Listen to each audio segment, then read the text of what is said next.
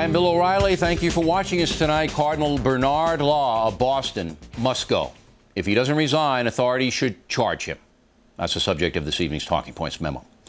First of all, it pains me to continue reporting on the subject of priest pedophilia and the cover-up thereof. I am a Roman Catholic, former altar boy, and for hundreds of years, the O'Reilly family has been loyal to the Church. And right now, the world needs to hear what the Catholic Church puts forth, the doctrine of right and wrong and self-sacrifice for the good of others. Too many of us have forgotten the tenets of good and evil and have succumbed to the gross selfishness the world provides. The Catholic Church in its pure state is a strong advocate of charity and kindness. But the Church has been corrupted by weak, selfish leadership, and enough is enough. In yet another inexcusable incident, Boston's Cardinal Law oversaw the transfer of an accused pedophile priest from New England to California. Apparently, the Cardinal knew that a priest named Paul Shanley had a history of molesting young boys. In fact, Shanley was even bold enough to address the North American Man-Boy Love Association, NAMBLA. Yet Cardinal Law failed to tell church authorities in California about any of that, even though the Boston diocese had paid damages to some of the boys Shanley had allegedly molested. Law even wrote a recommendation for Shanley, citing his, quote, impressive record, unquote. The Cardinal knew Shanley personally, as demonstrated by this picture, and continued to support him even after church authorities in California removed him from office. In fact, Law wrote to Cardinal O'Connor of New York, and Shanley got a new job at a church guest house in Manhattan where young men stayed. So far, 26 accusers have come forward to say that Shanley molested them as children. He finally left the church and is now reportedly living in San Diego. There is no question that Cardinal Law covered up this man's terrible crimes and allowed him to keep committing them. If Cardinal Law does not resign his office, I hope some prosecutor steps up and charges him with conspiracy. The charge might not stick, but it would send a message that this kind of conduct is intolerable. One final point. What kind of man stays in a position of power knowing that he is hurting the institution which trusted him? What kind of man does that?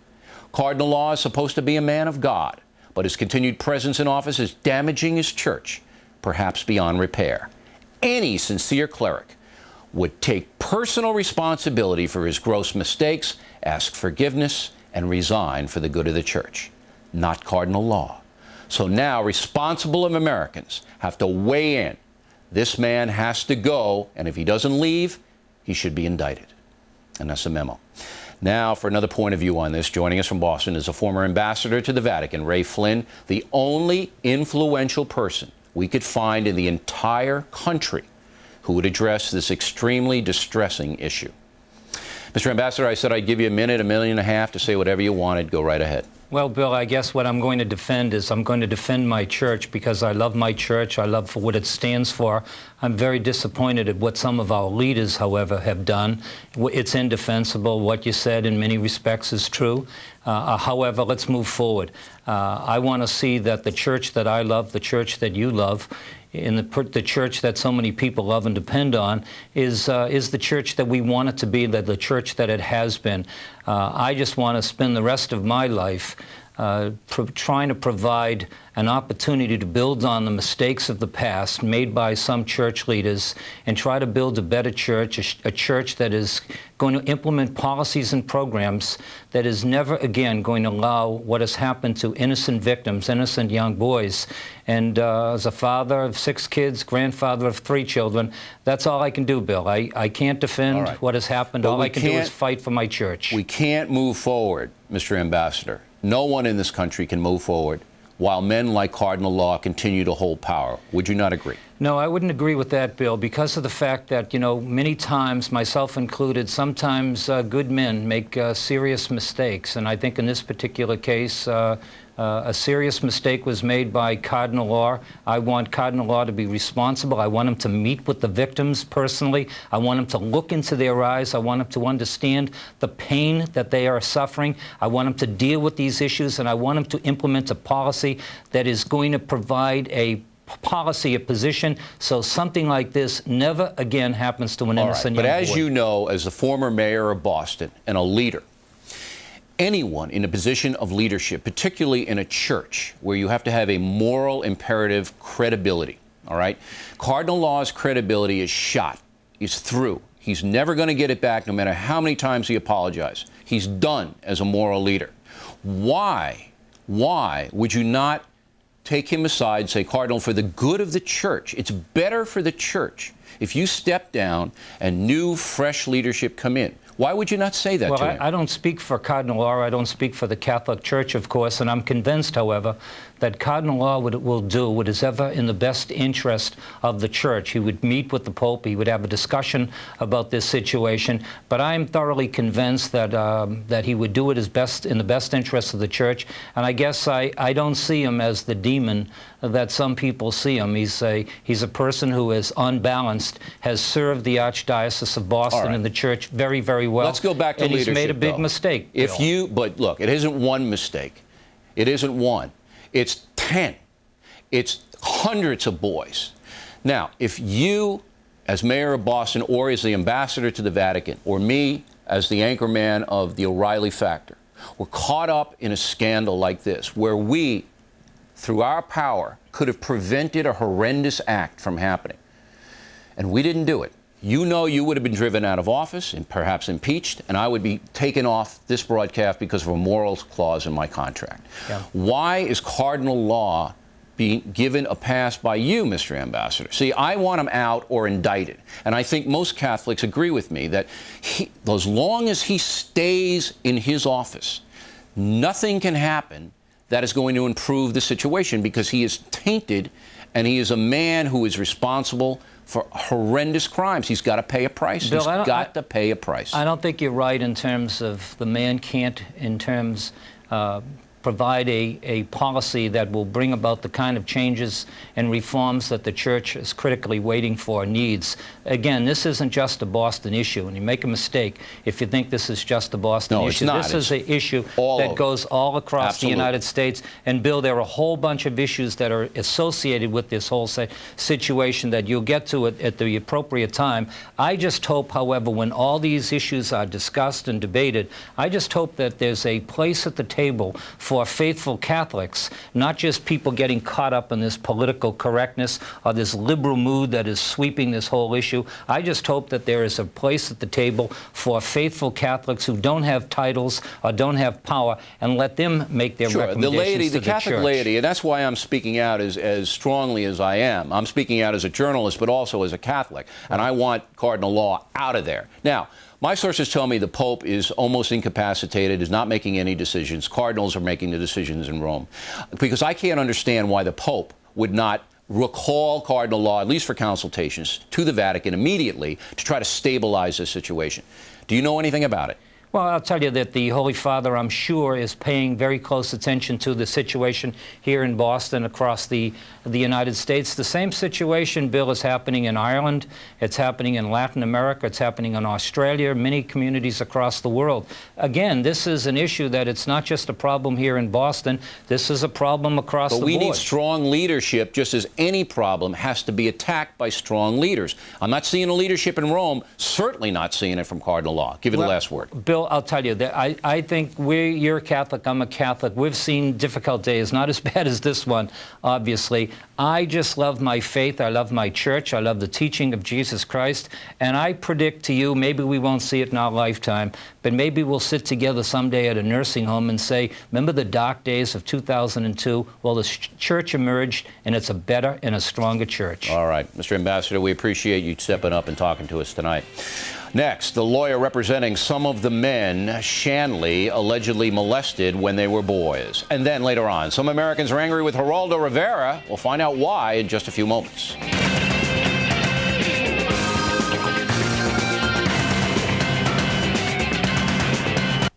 Talking Points. Factor follow-up segment tonight. Fox News reporter and analyst Geraldo Rivera caused some commotion recently while covering the war in the Middle East. Here's what he said. Now, I have been, as you suggest, a Zionist my entire life. I would die for Israel. But watching the suffering of the Palestinian people, the real suffering of these people, I've also become a Palestinianist. Geraldo joins us now. So, that didn't go over too well with some American. Oh, really? Yeah, what happened? You noticed. The American Jewish community is much more monolithic than public opinion in Israel. In Israel, the Labor Department says that if Sharon forces Arafat out, then the Labor Party is pulling out of the coalition government.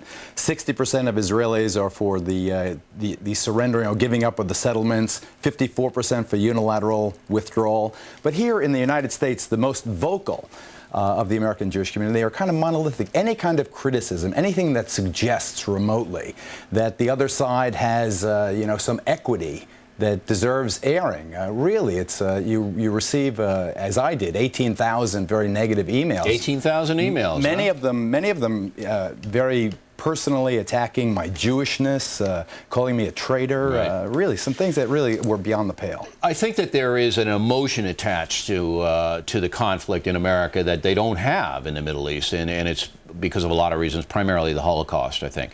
Now, when you are evaluating the situation over there, and we must tell the audience that Geraldo is like a feature reporter. He does a sidebar thing where he's allowed to inject his opinion, and we ask him questions, and we have him out there for that reason. We have other reporters who just do straight reporting. Are you tilting toward the Palestinians? Absolutely not. And anyone who could find a single example, who has interviewed Hamas in the confrontational way that I have, Hezbollah, Islamic Jihad? But what's your overall view of it? Do you think the Palestinians are getting... My overall view is very simple, that to deny, as so many journalists do, the essential humanity of the Palestinian people is as wrong, as unprofessional as it would be to deny the essential humanity of anyone else on earth. To suggest that this is a one-sided story, that all the equity resides with Israel, after the Palestinians have been occupied now into the fourth decade, I think belies the very facts on the ground there. These, for instance, you have the Israeli incursion into the West Bank now, caused by that horrible, that hideous suicide bombing in Netanya that killed 27 immigrants, mostly elderly people. I understand the motivation, but when you send an army into a town like Jenin, only 1 square kilometer, and they start shelling from helicopter gunships at 2 o'clock in the morning and fire 20 missiles down, then there is an inevitability. There is, that is a civilian casualty waiting to happen. Now, is it the same as sending a suicide bomber into a Seder dinner? No. Morally, it's not. But the result is often the same. All right, but here's the problem. They, in the Knesset and in Israel, are under siege from a pattern of terrorism. Just the fact, the same thing that we were under siege with, okay?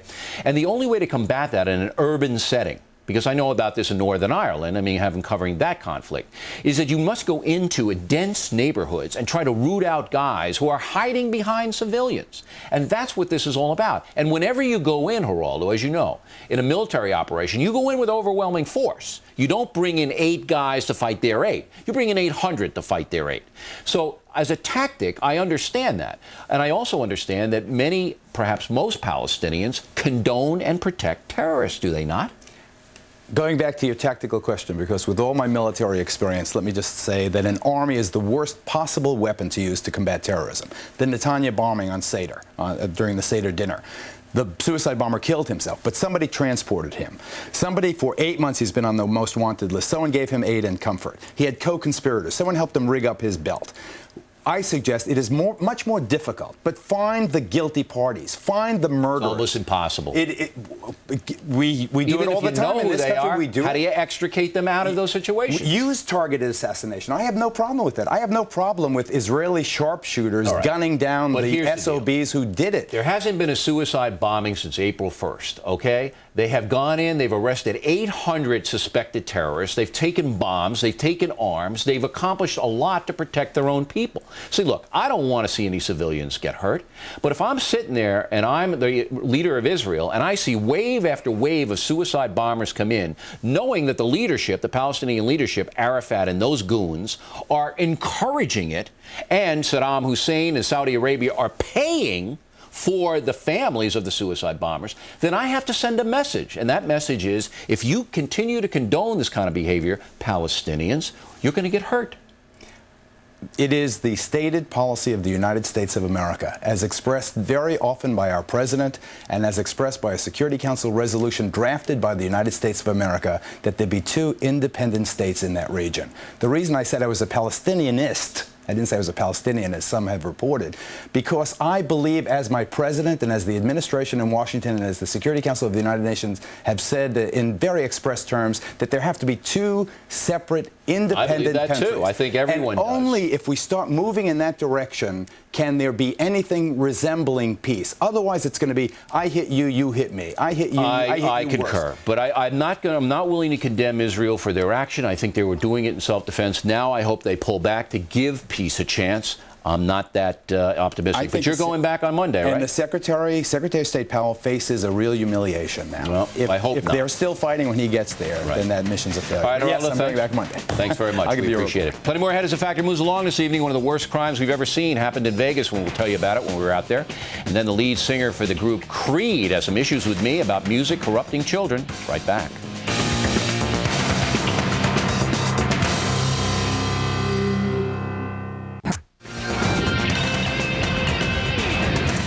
In the Back of the Book segment tonight, the O'Reilly Factor special called The Corruption of the American Child is still causing discussion and controversy 2 weeks after it aired. Joining us now from Orlando, Florida, is Scott Stapp, the lead singer of perhaps the hottest rock group in the world, Creed. That group has sold an astounding 30 million albums in the U.S. alone. So, Mr. Stapp, what is on your mind tonight? I understand you watched the special. Yeah, I watched the special, and it inspired a lot of thought and inspired me to give you a call and basically talk about it with you a little bit. All right, what's on your mind? Well, I was kind of concerned because I thought you put a lot of emphasis on the amount of records that, you know, Insane Clown Posse and Marilyn Manson and other artists that you had on the show, they had sold, and the impact that showed on our youth. And I really felt like that it kind of misrepresented the impact that they are making. I really feel like it's a very minute number in the grand scheme of things.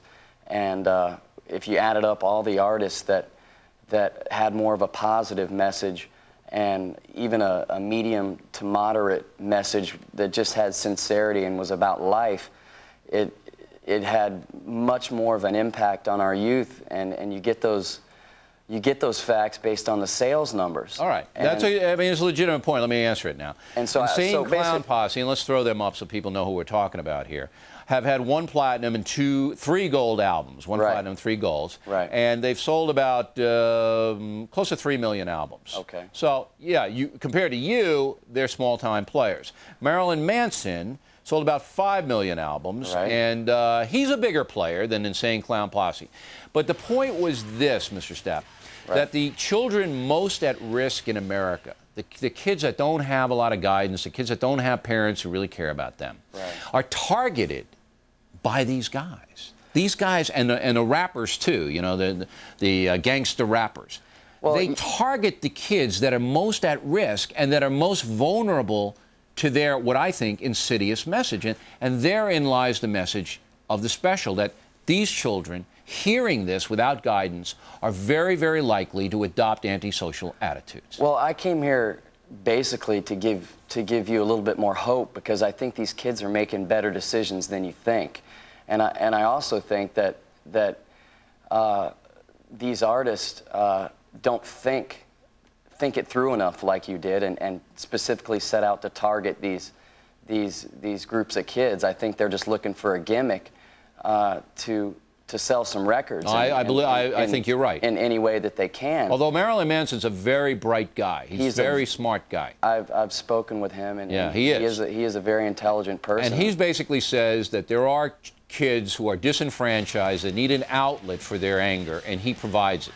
Very interesting what he says. But you know, and you know this too, you being in the business and you being very successful, the people that are really at fault here are the music companies, the record companies. You're exactly right, and it's the sensationalism that the media, the record companies, and the music press put on these artists and make them appear to have a much larger impact than they do. So it scares a lot of the parents.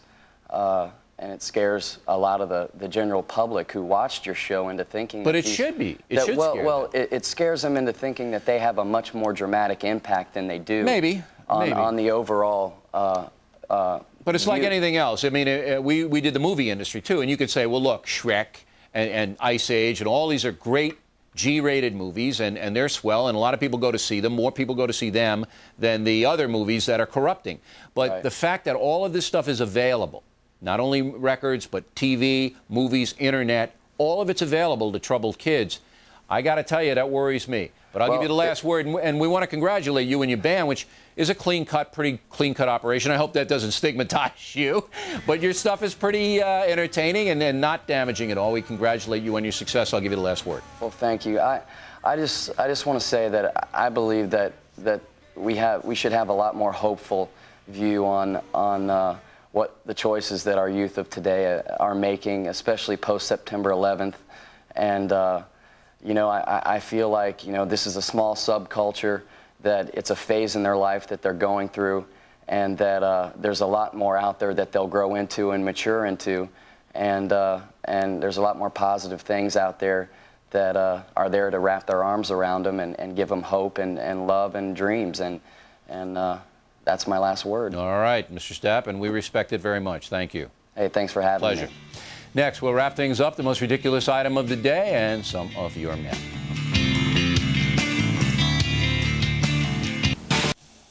Time now for the most ridiculous item of the day. Next Monday is a deadline for filing our taxes, as you know, so I thought you'd like to hear this. Among other things, our government is spending our tax money on $50,000 for a tattoo removal program in California, $450,000 to restore chimneys in Georgia, and $273,000 to combat goth culture in Missouri. So while you are using the calculator to figure out how much to send to Uncle Sam, you can consider the whole government spending situation to be a tad bit ridiculous, and it is. Finally, tonight, the mail. All of our correspondents this evening will receive a signed copy of the O'Reilly Factor book, now out in paperback. The book is a companion piece to this program. It fleshes out our views here. Eric Wallace, Amarillo, Texas. Mr. O'Reilly, you made an incorrect statement in your segment about the sexual abuse of children. I work with sex offenders, so I know that drug and alcohol abuse by these people is not a significant cause of their actions. Those things make it easier for offenders to act, but they had those desires before any substance taking. Well, Mr. Wallace, every human being on this planet sometimes has horrendous thoughts. Minds play tricks, but most people dismiss the thoughts and never act on them. However, a substance abuser is more likely to act because he or she is intoxicated. My statement is valid. Dr. Bill Blackerby, Cleveland, Tennessee. Mr. O'Reilly is a psychologist working in a juvenile center. I can tell you that child sexual abuse is much worse than the statistics the government gives out. Thank you for addressing the problem. About Dr. Joycelyn Elders writing the foreword to a book that condones child sex. Ricardo Pocarul, Houston, Texas. Bill, I think Dr. Elders is confusing sex with sexuality. Children discover sexuality as they grow, and parents should be guiding their knowledge. But sex is definitely not for children. Dr. Ivan Nepustil, Lafayette, Louisiana. You look quite foolish interviewing Dr. Elders, Bill. I have not read the book, but it was obvious that the statements you read were taken out of context. You are absolutely wrong, Doctor. Nothing was taken out of context. Dr. Carol Schreiner, Keetzer, Oregon. Bill, your interpretation of the book was right on. As a pediatrician, I have seen the devastation child sexual abuse brings to kids, and a book like this does not help. Dana Murphy, Buffalo, New York. Bill, as much as I agree with you, Dr. Elders is right about one thing. Most child molesters are not pedophiles. Who cares, Miss Murphy? They are guilty of pedophilia and should go to jail. Classify them any way you want. About the King family continuing to make money off Martin Luther King's legacy. Jim Johnson, Santa Rosa, California. I would be interested to hear what Jesse Jackson has to say on the subject. Mr. Johnson, Jackson has forfeited any right to ever speak about money issues again. I think even he realizes that. Sasan Darian, Laguna Niguel, California. O'Reilly, Martin Luther King was a hero and his family just wants to make money to support themselves. Who wouldn't do the same? Grow up. Joe Jackson, Cincinnati, Ohio. Here's why I watched The Factor in just one evening. Juan Williams was eloquent about the King dilemma. Dr. Elders was challenged about the appalling book she endorsed. And Reverend Gunn's A True Hero was counted as a man making a difference against the drug scourge. Well, I appreciate that analysis, Mr. Jackson. And Martha B. in Norwalk, Connecticut. Bill, just received my Factor varsity jacket. I am wearing it with pride. And Martha, wear it in good health as well. And how about that website where you can get the Factor gear, www.foxnews.com/O'Reilly. Got the Elders interview posted, Talking Points Memo Daily, Most Ridiculous Daily, all kinds of interesting stuff on the website. Get on it for the time of your life. Also, how about emailing us with some pithy comments? O'Reilly@foxnews.com. O'Reilly@foxnews.com. We would like to hear from you, and we do read most of the thousands of emails we get. That is it for us today. As always, we thank you for watching The Factor. I'm Bill O'Reilly. Up next on Hannity and Colmes, former Israeli Prime Minister Benjamin Netanyahu. We hope to see you again next time. And remember, the spin stops here.